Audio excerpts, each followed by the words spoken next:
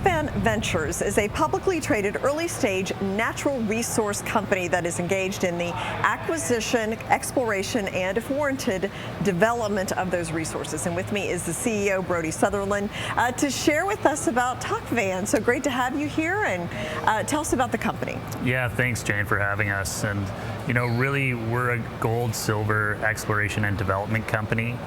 What we look to do is acquire assets that have a history behind them in terms of finding significant mineralization of this regard, gold and silver, taking that asset and going back and proving a mineable resource. And that's our focus. We've started with one project in Sonora, Mexico, which has been very successful over the last couple of years.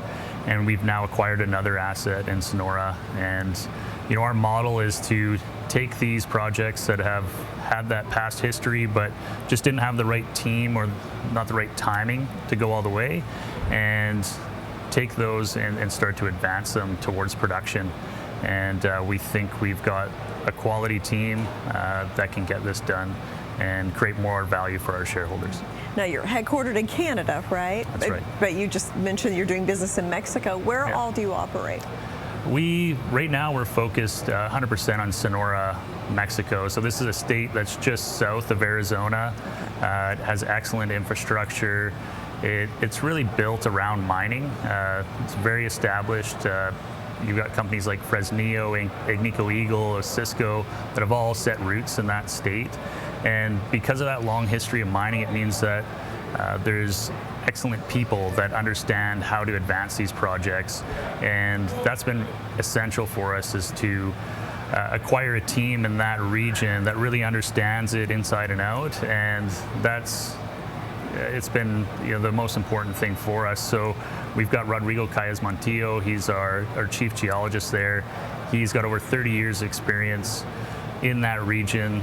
He's worked globally for big companies like Rio Tinto, Kennecott, and he's built a team around him in Sonora. And it's that team that's allowed us to be successful. And we're really proud of the fact that our entire technical team comes from Sonora. And again, it's a quality jurisdiction, very accessible. You can drive to a lot of our project sites.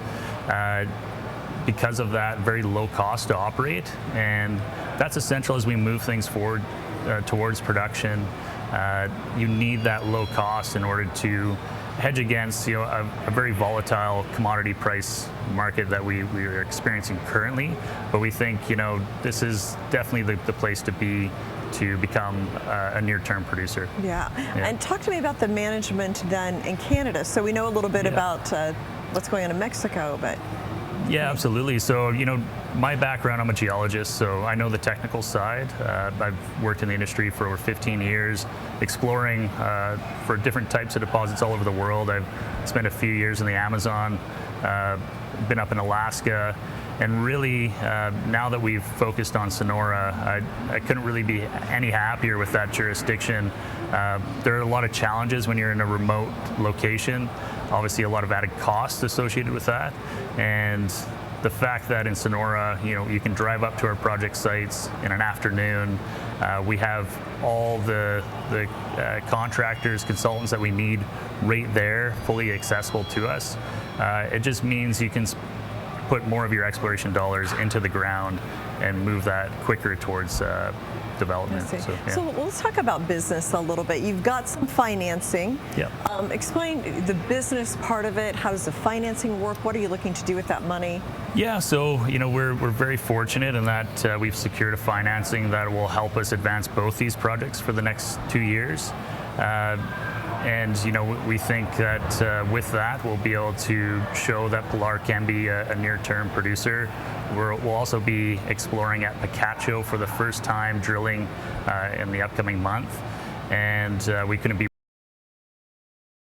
But really, our model is, again, to identify these assets, show that there is strength and that potential to be a new resource that can be mined, and do all the technical work to prove that along the way. So we'll be doing more metallurgy, showing that you can actually extract the metals from the rock, and all the additional technical work that's required to basically prove that this could be a feasible mine.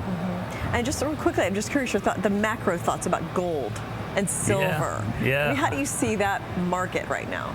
Yeah, you know what? I think obviously, like a lot of things, it's a bit turbulent right now, but long term, we're very bullish on both gold and silver. I think it's interesting to me to see all these alternative currencies coming about, but I think what we're seeing more and more of is that they're being backed by some kind of physical commodity, and oftentimes that will be gold and silver, and that just means we're going to need to find more of it. And to circle back on that, that's where we really come in. There's a finite amount of gold and silver on this planet. It's becoming more and more difficult to find it, and that's where our technical expertise come in and gets to work trying to identify those resources. Okay, thanks so much, Brodie, for coming in. Thank you. Thanks, Jane.